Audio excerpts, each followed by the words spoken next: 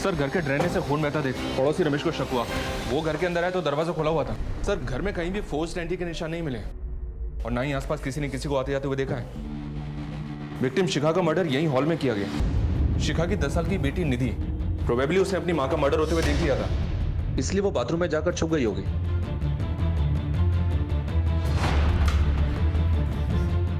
उसका मर्डर करने के लिए वॉशरूम का दरवाजा तोड़ा गया। हत्यारे ने दरवाजा तोड़ा और अंदर गए और उसको भी मार दिया। लेकिन सर इंटरेस्टिंग बात यह है कि मरने से पहले लड़की ने अपने खून से दीवार पर यह नाम लिखा, बिट्टू। इसका मतलब है इस बिट्टू का कोई ना कोई कनेक्शन तो है इन मर्डर से। या तो ये बिट्टू किलर है जिसके बारे में निधि हमें बताना चाहती थी, या फिर बिट्टू इन मर्डर्स के बारे में कुछ ना कुछ तो जानता है। घर से कुछ चोरी हुआ? जी हाँ सर, कबर्ड में कुछ गहने और पैसे थे जो चोरी किए गए और शिखा का मोबाइल भी गायब है।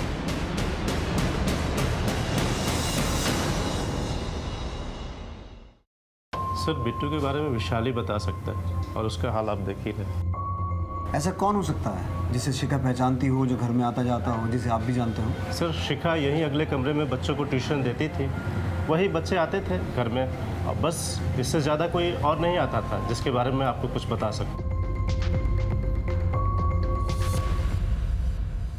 मनीष सर, इस एरिया में जितने भी बिट्टू नाम के लोग हैं सबको राउंड अप करो और ये पता लगाओ कि इनकी फैमिली में बिट्टू नाम का कोई आदमी है क्या। और जो बच्चे यहाँ पढ़ने आते हैं उनकी भी डिटेल्स चेक करो, कहीं उनमें से कोई बिट्टू तो नहीं। जी सर। मनीष, ये जो लड़की है निधि, इसके स्कूल में भी पता करो वहाँ कोई बिट्टू नाम का लड़का है क्या। शिखा का मोबाइल ट्रैकिंग पे डलवाओ और ज्वेलरी के लिए अलर्ट भेजो। जी सर।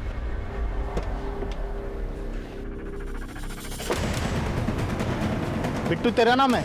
नहीं सर, बिट्टू और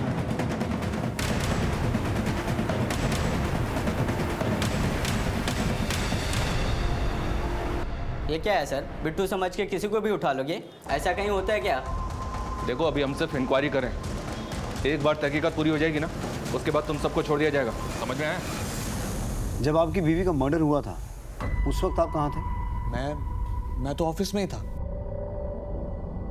देखिए विशाल जी, हमें आपके घर में किसी भी फोर्स एंट्री के निशान नहीं मिले हैं। अब ये जो भी आदमी था बिट्टू, उसे या तो आपकी बेटी जानती थी या आपकी बीवी शिखा, जिन्होंने उसे अंदर आने दिया। और आपकी बेटी ने भी अपने खून से बिट्टू लिखा था वॉशरूम में। ये बिट्टू है कौन? सर अगर मुझे पता होता ना तो अभी तक वो जिंदा नहीं होता। याद करने की कोशिश कीजिए, कभी आपके घर में आपकी बेटी ने या आपकी बीवी ने बिट्टू नाम के किसी आदमी का जिक्र किया हो? नहीं सर, मुझे याद नहीं है। आपकी आखिरी बार कब बात हुई थी अपनी बीवी से? सर उसी दिन दोपहर को। अरे निधि की छुट्टी 2 बजे तक हो जाती है, आ जाएगी थोड़ी देर में।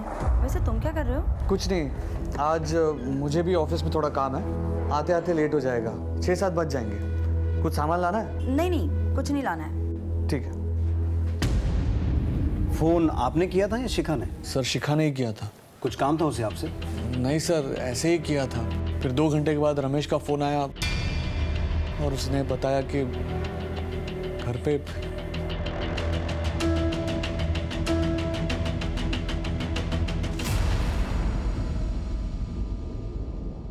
ठीक है संतोष, मैं कुछ देर में तुमसे बात करता हूँ। अरे गायत्री, अरे तुमने संतोष को फोन किया था कोई मकान वगैरह किराए पे लेने के लिए? हाँ किया था ना। क्यों? अरे क्यों क्या, अभिनव की होने वाली बहू अब इस मकान में नहीं आएगी, हम किसी किराए के दूसरे मकान में जाके रहेंगे। इसीलिए मैंने संतोष को कहा था कि हमारे लिए कोई बड़ा सा अच्छा सा मकान ढूंढे। अरे पागल हो गई हो क्या? अपना खुद का इतना अच्छा मकान छोड़कर हम लोग किराए के मकान में रहेंगे? देखिए पंडित जी ने कहा है कि अभिनव की होने वाली बहू के लिए ये मकान का वास्तु अशुभ है। अरे कौन से पंडित ने कहा है? आप कुछ भी कहिए, पर इस घर में अब हमारी होने वाली बहू नहीं आएगी, मतलब नहीं आएगी, समझे?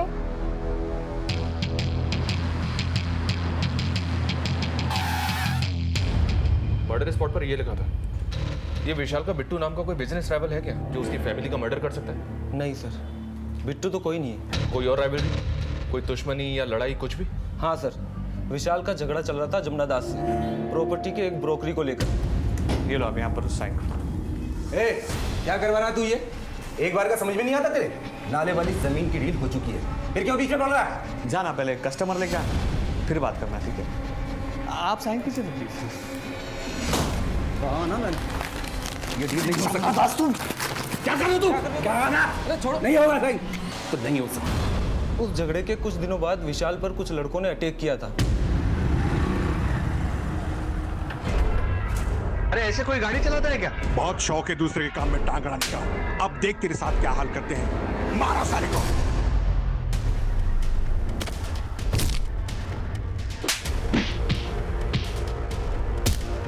ए, छोड़ो उसे।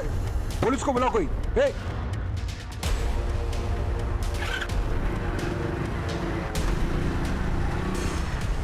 अरे हिम्मत है तो अकेला आओ, फिर दिखा तो कितनी चढ़ती है मेरे में। जाओ बता देना अपने बाप को, विशाल डरता नहीं है। लेकिन विशाल को पूरा डाउट था कि अटैक जमुना दास ने ही करवाया था उसके ऊपर। ये जमुना दास कहाँ रहता है? आपके पास कोई सबूत है तो बताएं कि हमने मारा उसके बीवी बच्चों को। देखिए जमुना दास जी, दुनिया में सारे फसाद की जड़ 3 चीज़ें होती हैं, जर, जोरू और ज़मीन। और यहाँ इस मामले में ये तीनों ही हैं। देखिए साहब, मैं ऐसे टुच्चे काम नहीं करता। वो ज़मीन सरकार लेने वाली थी, इसलिए मैं खुद ही हट गया, वरना विशाल तो क्या उसके बाप की औकात नहीं थी हमें रोकने की। सर। हाँ मनीष। सर जमुना दास से बात हुई, कुछ ज़्यादा ही टेढ़ा आदमी लग रहा है। जमुना दास और विशाल, इन दोनों के पीछे अपने आदमी लगाओ। इन दोनों के उठने बैठने की एक एक डिटेल चाहिए मुझे। शिखा का फ़ोन ट्रैक हुआ? नहीं सर, अभी तक स्विच ऑफ। जुड़े की भी कोई न्यूज़ नहीं है। विशाल और शिखा के सीडीआर मंगवाए हैं, जल्दी मिल जाएंगे। ठीक है। हर केस की एक कहानी होती है, लेकिन इस केस में 2 हत्याएं हो चुकी थी, पर कहानी अभी तक साफ नहीं हुई थी। एक आम सी जिंदगी में दिन दहाड़े घर में घुसकर हत्या और लूट का मामला तूल पकड़ रहा था। पुलिस पर हमेशा इस बात का दबाव रहता है कि वो हर एक केस को जल्द से जल्द निपटाएं। ये मामला काफी पेचीदा था और इनिशियल इन्वेस्टिगेशन में हमारे हाथ कुछ भी नहीं लगा था, इसलिए हम एक एक लीड को टटोलते हुए आगे बढ़ रहे थे।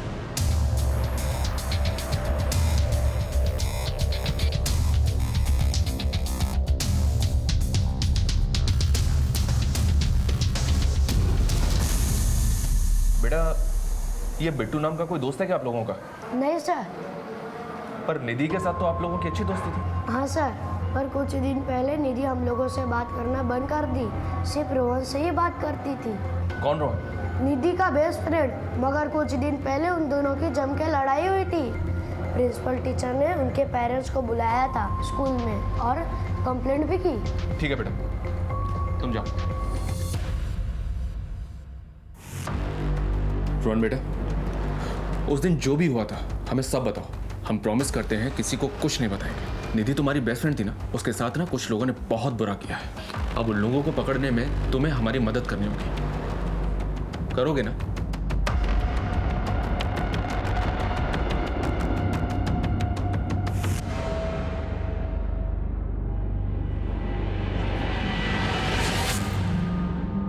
देखो, अब यहाँ पे मेरे और तुम्हारे अलावा और कोई नहीं है, हाँ? इसलिए तुम्हें डरने की कोई जरूरत नहीं है। बताओ, उस दिन क्या हुआ था? सर, वो मेरी दोस्त नहीं थी। तो फिर? सर, वो मेरी गर्लफ्रेंड थी। अगर ऐसा था तो झगड़ा क्यों हुआ था? सर, उसने मुझे काट लिया, मैं डर गया था, इसलिए मैं चुप रहा। सर, लेकिन आप पापा को कुछ मत बताइएगा सर, प्लीज। Don't worry. वो स्कूल में ऐसी हरकत करती थी और आपको पता ही नहीं? देखिए सर, बच्चे स्कूल में 5-6 घंटा ही रहते हैं और घर पर सारा दिन। और रही बात हमें नहीं पता होने की, तो निधि का बिहेवियर कुछ 3 महीने से बहुत बदल सा गया था। ना तो वो अपनी टीचर से बात करती थी, ना अपने दोस्तों से। तो हमें कैसे पता चलता कि उसके मन में क्या चल रहा है? फिर भी आप हमारे हिंदी टीचर उदित जी से बात कर सकते हैं, वही उसके क्लास टीचर हैं और उसे एक्स्ट्रा ट्यूशन भी देते हैं। सर, उसके बिहेवियर में चेंज तो आया था, बट वो ऐसा करेगी मुझे भी आइडिया नहीं था। मरने से पहले निधि ने ये लिखा था। हमें डाउट है कि इन मर्डर्स में बिट्टू का हाथ हो सकता है, और ये भी पॉसिबल है कि ये बिट्टू ही निधि को हैरेस कर रहा था और निधि ने ये सब उसी से सीखा हो। सर, मैं किसी बिट्टू को तो नहीं जानता, पर मुझे पूरा यकीन है कि ये निधि ने नहीं लिखा है। निधि ने नहीं लिखा मतलब? निधि सारे सब्जेक्ट्स में बहुत अच्छी थी, बस उसको हिंदी में प्रॉब्लम थी। बड़ी ई और छोटी ई की मात्रा तक में कंफ्यूज रहती थी, और ये बिट्टू लिखना इतना कठिन है, इतनी मात्राएं हैं इसमें, निधि हिंदी में तो लिख ही नहीं सकती। अगर उसे लिखना भी होता तो वो इंग्लिश में लिखती। Are you sure? बिल्कुल सर, आप चाहे तो उसकी हिंदी की नोटबुक देखिए, आपको खुद अंदाजा लग जाएगा कि उसकी हिंदी कैसी थी।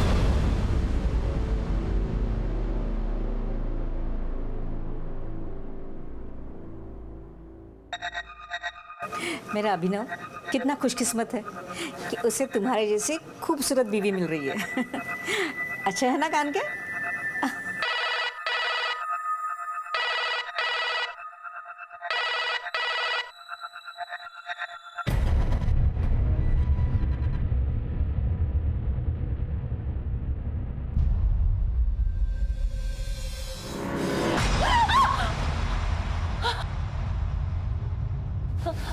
आप इस वक्त यहाँ क्या कर रहे हैं?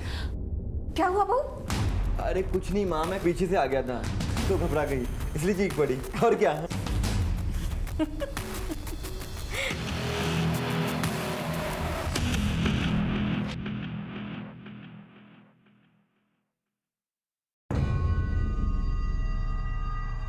सर, निधि के बैग से ये डायरी मिली है, ये देखिए इसमें क्या क्या लिखा है।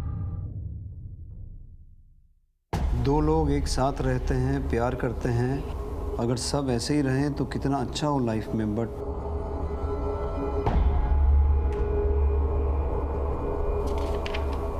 जिससे प्यार करना है उससे लड़ाई, और जिससे बात भी नहीं करनी उससे प्यार। Sometimes I feel there should be someone with whom I can share my pain. कुछ भी तो अच्छा नहीं है एक रोहन को छोड़ के। He understands me well, at least I have someone to talk now. आज रोहन ने भी मुझसे झगड़ा किया, अब मैं उससे कभी बात नहीं करूंगी, वो भी सबके जैसा ही है। आपकी बेटी इतने मेंटल प्रेशर में थी और उससे कोई बात करने वाला भी नहीं था। आप बता सकते हैं कि आप मियाँ बीवी के बीच झगड़ा किस बात पे होता था? सर मैं सच कह रहा हूँ, हमारे बीच में कोई लड़ाई झगड़ा नहीं होता था। निधि ने कुछ और ही बात लिखी है। अगर पता होता सर तो हम उससे बात करते।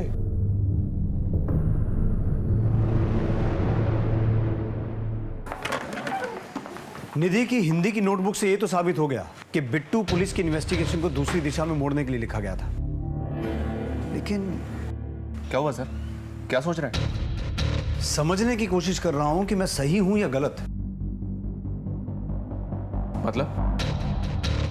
मतलब मनीष, उस घर में सब कुछ 2 बजे के आसपास ही हुआ। निधि स्कूल से घर आई, मर्डरर घर आया, मर्डर और लूट करके वहां से चला गया। शिखा ने विशाल को फोन भी लगभग 2 बजे के आसपास ही किया, वो भी बिना किसी कारण के। कहीं ऐसा तो नहीं कि शिखा जानती थी कि बिट्टू घर आने वाला है और वो ये नहीं चाहती थी कि विशाल और बिट्टू आपस में मिलें, इसलिए उसने विशाल को फोन किया कि वो घर कब आने वाला है। और ये विशाल भी अपने परिवार के बारे में बहुत कुछ छुपा रहा है। मुझे लगता है विशाल और शिखा के रिलेशन में कुछ तो एबनॉर्मल है, जिसके बारे में निधि जानती थी और निधि उस बात को लेकर परेशान भी थी। सोचने वाली बात यह भी है सर कि अभी तक की इन्वेस्टिगेशन में हमने जितने भी लोगों से बात की है, किसी ने भी इस बिट्टू नाम के आदमी को नहीं पहचाना। सर कहीं ऐसा तो नहीं कि कातिल ने खुद ये बिट्टू नाम लिख दिया पुलिस को गुमराह करने के लिए, ताकि हम उसे ढूंढते रहें और वो खुद सेफ हो जाए? हो सकता है मनीष, और हो ये भी सकता है कि कातिल ने हमें चुनौती दी हो उसे पकड़ने की, या फिर ये बिट्टू नाम का आदमी सच में एग्जिस्ट करता है जिसका नाम कातिल ने जानबूझ के वहां लिखा ताकि वो फंस जाए। मनीष, इस परिवार के बारे में और गहराई में पता करो, शायद बिट्टू नाम के किसी आदमी का कुछ सुराग मिले। सर वैसे तो घर में छोटे मोटे झगड़े होते रहते थे, पर कोई 1 महीना पहले विशाल का शिखा से बहुत झगड़ा हुआ था किसी आदमी को लेकर। चल निकल निकल, छोड़िए ना, जाने दीजिए ना। चल निकल।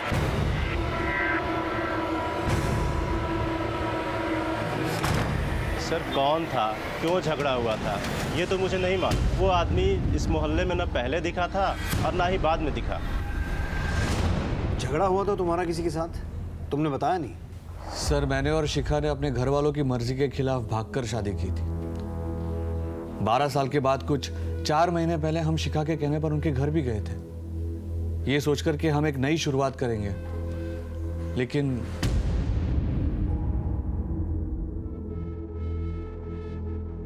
पुरानी सारी बातें भूल जाइए ना पापा।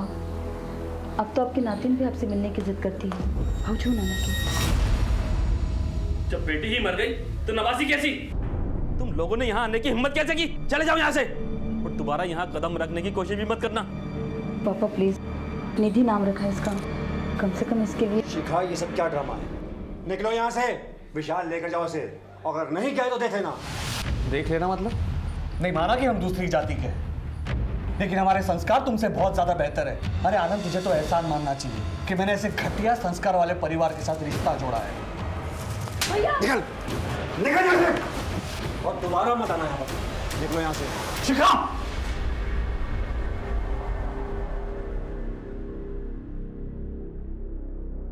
आनंद घर पे आया।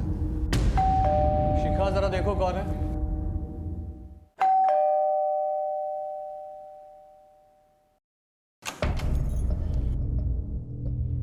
भैया आप आइए ना।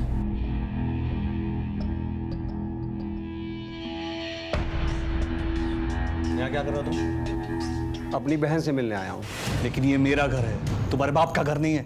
ये क्या कह रहे हो तुम? भैया सारी पुरानी बातें भुलाकर आए हैं। शिखा, तुम्हारे लिए वो बातें होगी, लेकिन मेरे लिए वो मेरे माता पिता का, मेरी जाति का अपमान था, और वो मैं कभी नहीं भूल सकता। इससे पहले कि मैं कुछ कर बैठूं, निकलो यहाँ से, चलो। तेवर अभी तक बदले नहीं हैं, वहीं के वहीं हैं गिरे हुए। देखो, मैं अपनी बहन से मिलने भी आऊँगा और उसे साथ घर भी लेके जाऊँगा। देखते हैं तू क्या कर लेगा। और तुझे क्या लगता है, तो शिखा से मुझे दूर कर देगा? चलो निकलो यहाँ से, चल निकल निकल। छोड़िए ना, जाने दीजिए ना। चल।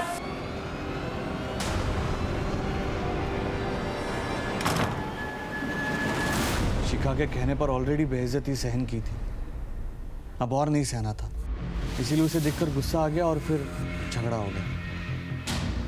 लेकिन इतना कुछ हो गया, फिर भी ये बात तुमने हमें बताई नहीं। बाथरूम में बिट्टू पड़ने के बाद उनकी तरफ कभी ध्यान ही नहीं गया। गुस्से में हो गई थी मारपीट। हम तो बाबूजी को मिलवाना चाहते थे, लेकिन शिखा से मिलने के बाद बाबूजी को गुस्सा आ गया। वो जैसी भी थी मेरी बहन थी सर। ये झूठ बोल रहा है सर। इसके पिता मनोहर शर्मा की सारी प्रॉपर्टी इसके नाम पर है। ये देख, सबूत है हमारे पास। शिखा अगर घर वापस लौटती तो आधी प्रॉपर्टी इसके नाम हो जाती ना। सर, हम भाई बहन के बीच प्रॉपर्टी का मसला कभी नहीं था। सर, ये दूसरी जात वाले विशाल की चाल है। सर, 12 साल का बदला ले रहा है मुझसे। सर, मैंने ऐसा कुछ नहीं किया है। 12 नवंबर को जिस वक्त शिखा का मर्डर हुआ था, तू कहाँ था? सर, घर पे।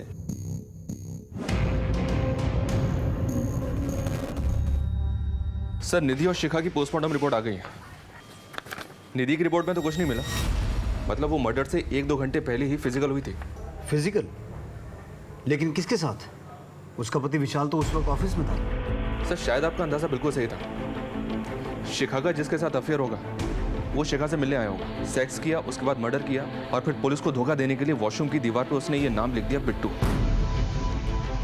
या फिर सर ये भी हो सकता है कि ये कोई रेप केस हो। शिखा की लाइफ को और अच्छे से टटोलना होगा।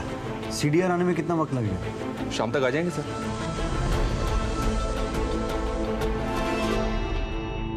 शांति, देखो कितनी अच्छी ड्रेस है ना। हाँ माँ जी।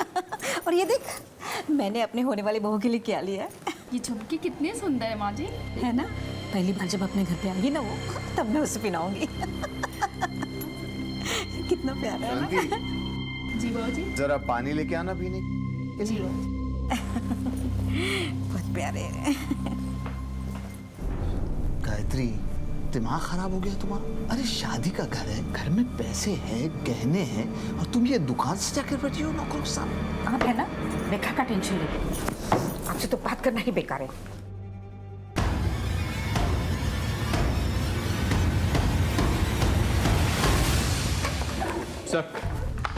सर, शिखा और विशाल के कॉल रिकॉर्ड्स आ गए। मर्डर वाले दिन शिखा ने विशाल को कॉल किया था 2 बजे के आसपास, जब वो ऑफिस में था। लेकिन सर, ये एक नंबर और है जिसके साथ शिखा रेगुलर टच में थी, और मर्डर से पहले भी बात हुई थी उसकी। किसका नंबर है?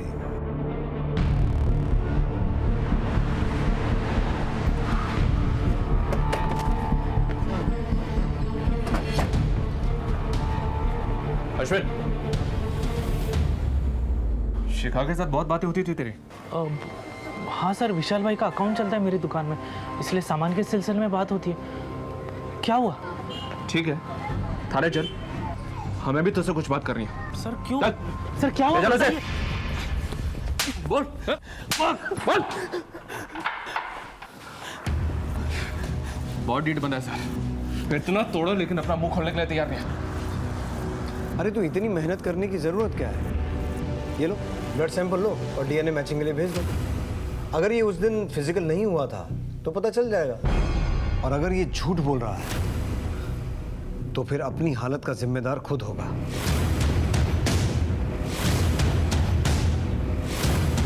अगर डीएनए मैच हो गया तो उसके बाद क्या होगा तुझे मालूम है? बता, शिखा से इतने रेगुलर कांटेक्ट में क्यों था, और वो तुझे 12 से 1 के बीच में कॉल क्यों करती थी? बोल दे, अभी भी वक्त है। ले लो भाई, इसका सैंपल ले लो। अब इससे इसकी रिपोर्ट आने के बाद ही बात करेंगे। ठीक है सर। रुकिए सर, रुकिए, मैं बताता हूँ, मैं सब कुछ बताता हूँ। शिखा अपने शादी से खुश नहीं थी। मेरे दुकान से सामान लाते ले जाते 4 महीने पहले हम दोनों एक दूसरे के करीब आ गए, मगर सर हम लोगों का रिश्ता सिर्फ फिजिकल था। उसका अपना परिवार था और मेरा अपना परिवार। हम लोगों को अपनी सीमाएं पता थी सर, इसलिए हम तभी मिलते थे जब उसके घर में कोई नहीं होता था। लेकिन 2 महीने पहले एक दिन। बेटा निधि, जो कुछ भी तुमने देखा वो पापा को मत बताना, प्लीज। मानोगी ना मेरी बात? तो अपना राज खुलने के डर से तूने शिखा और निधि दोनों को मार दिया? नहीं नहीं सर, नहीं, मैं क्यों ऐसा करूंगा? इस बारे में किसी को कुछ भी पता नहीं था। ना विशाल ने मेरे साथ इस बारे में कुछ बात की और ना ही उसके स्वभाव में कोई परिवर्तन आया था। अरे विशाल जी नमस्ते। नमस्ते। चलो बेटा। मुझे लगा कि शिखा ने निधि को कन्विंस कर लिया था इस सब के बारे में, और फिर मैंने भी धीरे धीरे शिखा के साथ सेफ्टी के लिए अपना कांटेक्ट खत्म कर दिया था सर। कांटेक्ट खत्म कर लिया था? तो रेगुलर कांटेक्ट में क्यों था? सर 1 महीना बीतने के बाद मेरा दिल बहकने लगा था। मैं शिखा के पास वापस जाना चाहता था, लेकिन शिखा बदल गई थी सर। वो ये रिश्ता खत्म करना चाहती थी, वो मुझसे नहीं मिलना चाहती थी सर। अगर उसने मना कर दिया था तो फिर तू उसके साथ फिजिकल कैसे हुआ? सर मैंने उस दिन उसे फोन किया था और इसी बात के लिए हम दोनों का झगड़ा भी हुआ था सर। देखो, मैंने तुम्हें कितनी बार कहा है कि हमारे बीच जो कुछ भी हुआ वो मेरी गलती थी। तुमसे रिश्ता रख के मैंने विशाल को बहुत धोखा दिया है। अब बस, मैं विशाल से बहुत प्यार करती हूँ और उसे धोखा नहीं देना चाहती हूँ। अच्छा, अब तुम्हारे विशाल को सब कुछ सच बता देता हूँ कि तुमने मेरे साथ क्या क्या गुल खिलाए हैं, फिर देखते हैं कि तुम्हारा विशाल तुमसे कितना प्यार करता है। अश्विन, ये क्या बोल रहे हो अश्विन? तुम ऐसा कुछ नहीं करोगे। तुम जो कहोगे मैं वो करूँगी। हाँ सर, ये सच है कि मैंने शिखा पर उस दिन जबरदस्ती की थी, लेकिन सर मैंने उसका मर्डर नहीं किया। मैंने उसका मर्डर नहीं किया सर। रेप का चार्ज लगाओ इसमें और जेल में डालो। अकल ठिकाने आएगी तो मर्डर भी एक्सेप्ट करेगा।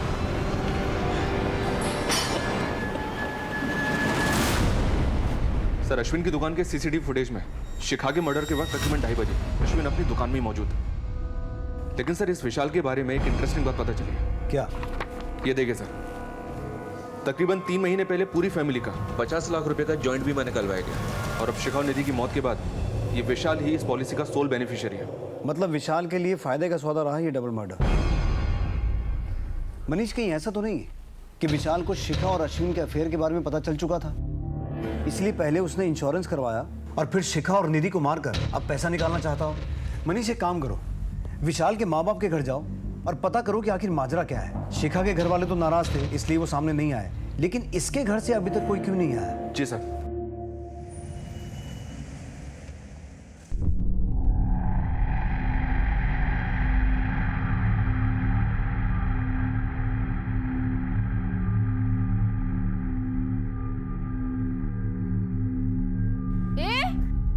कौन हो तुम और अंदर क्या झांक?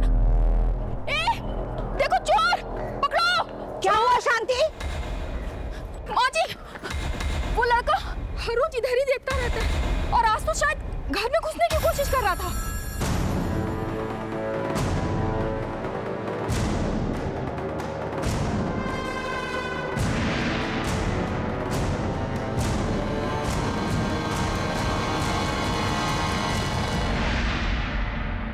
जी अनीता जी, बताइए क्या संबंध है आपके विशाल से? है नहीं, थे। शादी होने वाली थी हमारी विशाल के साथ, लेकिन एन मौके पे वो मेरी दोस्त शिखा के साथ भाग गया। डोली नहीं उठी हमारी मंडप से और इतनी बेइज्जती हुई कि आज तक शादी नहीं हुई हमारी। मेरी अपनी दोस्त ने मेरी ज़िंदगी खराब कर दी। विशाल ने आपको इतना बड़ा धोखा दिया, लेकिन आप फिर भी उससे बातें करती थी फोन पे, वो भी रेगुलर। ये आप ही का नंबर है ना? सर, मेरी वजह से अनीता की शादी नहीं हो रही थी। एक दिन वो मुझे रास्ते में मिल गई थी।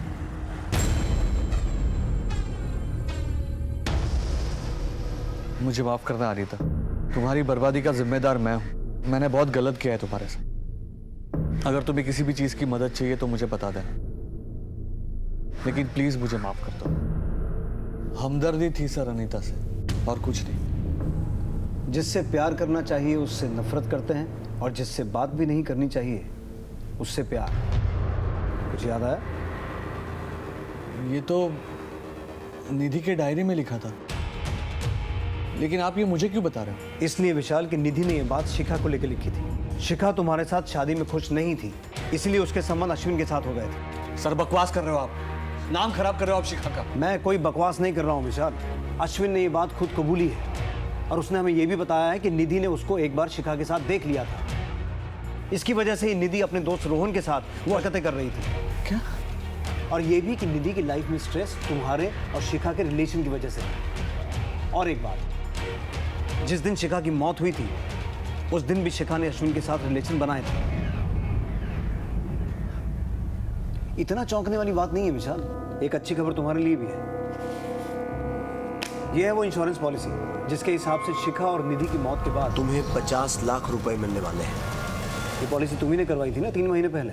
आप कहना क्या चाहते हो? तुम शिखा के अफेयर के बारे में जानते थे। अब शिखा भी रास्ते से हट गई, पैसा भी मिल गया, और बैक एंड पे तो वो अनीता थी ही। सर, बात को घुमाने से कुछ हासिल नहीं होगा। सिर्फ कॉल रिकॉर्ड से और इंश्योरेंस की पॉलिसी से आप मुझे कातिल साबित नहीं कर सकते। सही कह रहे हो। तो एक काम करते हैं, तो जब तक हम ये साबित नहीं कर पाते कि तुम कातिल हो, हमारे मेहमान बन के रहो। मनीष, अंदर डालो इसे। कुछ दिन अंदर रहेगा, खुद ब खुद बकेगा। ये अनीता के बारे में, पर दोनों के स्टेटमेंट मैच कर रहे हैं कि उन दोनों के बीच वैसा कोई रिश्ता नहीं था। हो सकता है सर ये बात सच हो। अश्विन का भी तो यही कहना है कि विशाल को पता ही नहीं था शिखा के अफेयर के बारे में, और निधि की डायरी में भी इस बात का कोई जिक्र नहीं है। In a way you are right Manish, लेकिन ये केस बहुत नाजुक है। हम किसी को भी क्लीन चिट नहीं दे सकते। सर, इस केस में हर लीड के साथ हम 2 कदम आगे तो बढ़ रहे थे, लेकिन घूम फिर कर डेड एंड पर आ जाते थे। यानी कि इस दोहरे कत्ल के मामले में कोई भी कामयाबी हमारे हाथ नहीं लग पा रही थी, लेकिन अब इस जुर्म की जंजीर में एक कड़ी और जुड़ने को थी।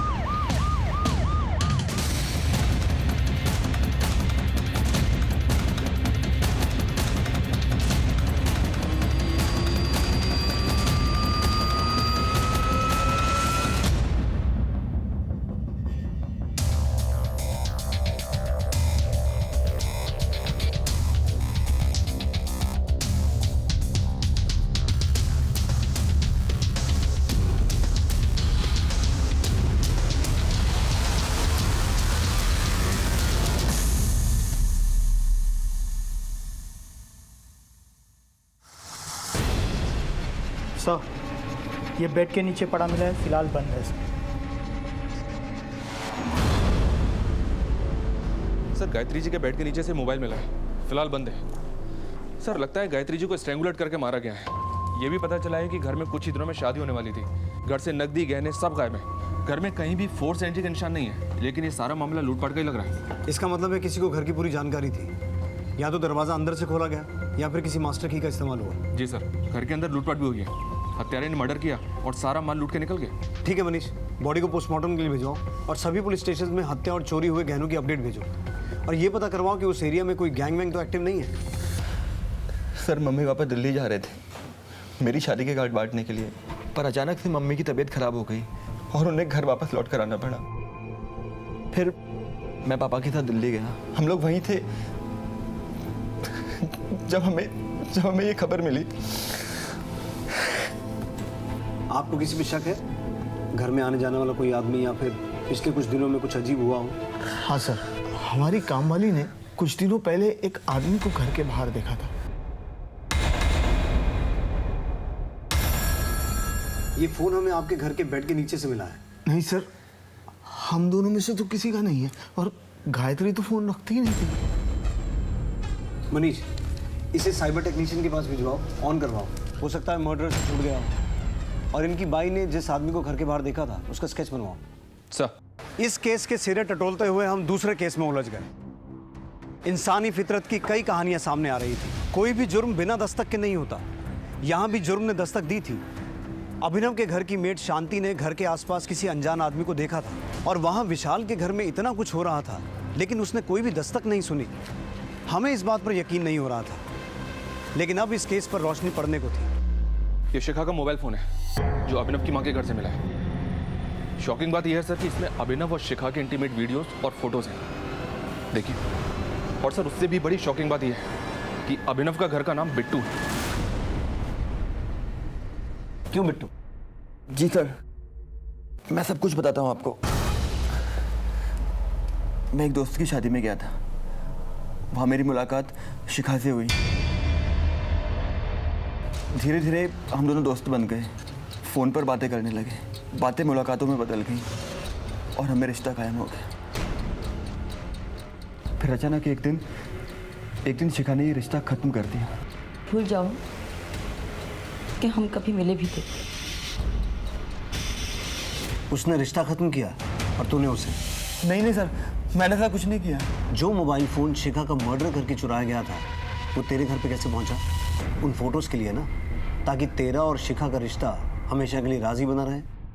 सर, अगर मैंने ये मर्डर्स किए होते तो वो मैं मोबाइल आप लोगों के हाथ नहीं लगने देता, और अपने घर पे क्यों रखता वो फ़ोन। और सबसे बड़ी बात सर, मैं शिखा के घर पर अपना नाम क्यों लिख कर आता? सर, इसमें कोई ना कोई साजिश है मुझे फंसाने की। मैं सच कह रहा हूँ। इस अभिनव के दुश्मनों को खंगालो, उससे जुड़े एक एक आदमी की पूरी हिस्ट्री खोद के निकालो। पता लगाओ कौन है जो उसे फंसाना चाहता है, और उस आदमी को ट्रैक करो जिसे शांति ने उस दिन घर के बाहर देखा था। इन सब में तो एक ही आदमी का फायदा दिख रहा है सर हटाइए इसे, प्लीज प्लीज हटाइए इसे। सर थक गया हूं मैं। हम सब साथ रहते हुए भी मैं कितना दूर था शिखा से, अपनी बच्ची से। उनकी जिंदगी में इतना कुछ चल रहा था और मुझे उस चीज का अंदाजा तक नहीं था। शिखा मुझसे दूर होती चली गई। वो मुझसे कहती थी कि तुम मुझे वक्त नहीं देते। हमारे रिश्ते की उथल पुथल मेरी बेटी निधि का बचपन खा गई सर। मैं शिखा और निधि दोनों का दोषी हूँ। आपको मुझे जो सजा देनी है दे दीजिए सर। मैं हार गया।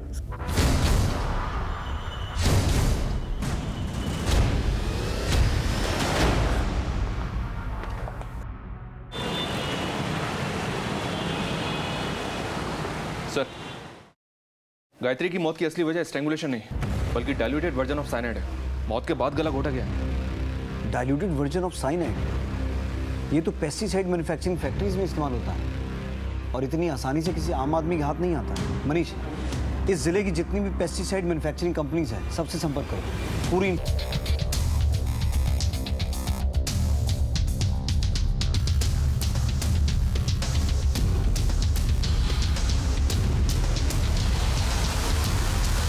सर, अभिनव की डिटेल्स चेक करते हुए दो बड़ी इंफॉर्मेशन हाथ लगी हैं। उठा के लाओ उन दोनों को। हैरान हो ना ये सोचकर कि हम तुम तक कैसे पहुंच गए? सर, मीरा मेरी दोस्त है और पिछले 3 सालों से साहिल से अफेयर था उसका, लेकिन पता नहीं अभिनव से शादी करने के लिए वो क्यों रेडी हो गई। ये साहिल कौन है? उसका एड्रेस है आपके पास? सर, एड्रेस तो नहीं मालूम, लेकिन हम लोग एक बार लॉन्ग ड्राइव पे घूमने गए थे तो उसकी फोटो है मेरे पास। जब रिलेशन था तब था, अब हम दोनों का ब्रेकअप हो गया है। ब्रेकअप हो गया था तो तुम दोनों की आपस में इतनी बातचीत क्यों हो रही थी? दिन में कम से कम 7-8 बार तो बात होती थी। और आप मिस्टर साहिल सेल्समैन है ना, क्या बेचते हैं? सर, ये मीरा का बॉयफ्रेंड साहिल शहर के आउटर की एक पेस्टिसाइड कंपनी में काम करता है। तो सर, साहिल के लिए डाइल्यूटेड साइनाइड की हेराफेरी करना कोई बहुत मुश्किल काम नहीं होगा। वैसे अभिनव की कामवाली ने क्या खूब पहचाना है साहिल को। सर, मैं और साहिल एक दूसरे से प्यार करते हैं और मेरे पिताजी मेरी शादी कहीं और करवा रहे थे। तो तो मैं उन्हें मना नहीं कर सकती और घर से भाग भी नहीं सकती। मेरी 2 छोटी छोटी बहनें, मैं उनकी ज़िंदगी नहीं बर्बाद कर सकती। तो इसमें शिखा और निधि कहाँ से आ गए? शिखा मेरी बचपन की दोस्त थी और अश्विन से उसका अफेयर था, ये बात शिखा ने ही मुझे बताई थी। इसलिए मैंने उसे अपनी दोस्ती की दुहाई देकर अपने प्लान में शामिल कर लिया। शिखा, पापा ने मेरी शादी अभिनव से तय कर दी है। वो लड़का बिल्कुल अच्छा नहीं है। तू बता, मैं तेरे लिए क्या कर सकती हूँ? देख, अश्विन के साथ तो तू सोती ही है ना, अभिनव के साथ भी सो जा और उसके साथ वैसी वाली फोटोग्राफ निकाल ले, ताकि मैं पापा को फोटो दिखा के शादी तुड़वा सकूं। शिखा ने अभिनव को फंसा लिया था और फोटोग्राफ भी ले ली थी। उसने मुझे फ़ोन किया कि मैं वो फ़ोटो लेने आ जाऊं। मैं और साहिल उसके घर गए, लेकिन उसके घर जाने के बाद उसका प्लान तो कुछ और ही था। तो समझने की कोशिश कर यार, इन फोटो से उसके परिवार की बदनामी होगी। देख, शादी तोड़ने का कोई दूसरा तरीका भी हो सकता है। ज्यादा लेक्चर देने की जरूरत नहीं है, खुद तो दर्जे के मुंह मारती है और मुझे सीख दे रही है। ये फोन तो मैं लेकर रहूंगी। फोन छोड़ मोबाइल छोड़, मैं कहती छोड़। निधि ने हमें शिखा को मारते हुए देख लिया था, इसलिए हमें निधि को भी मारना पड़ा। तभी मेरे दिमाग में एक प्लान आया, अभिनव को फंसाने का। तू अभिनव के घर का नाम था, ये पुलिस के लिए भी ऑब्वियस नहीं था। बस ये एक गलती हो गई हमसे, इसीलिए शायद पुलिस अभिनव तक नहीं पहुंच पाई।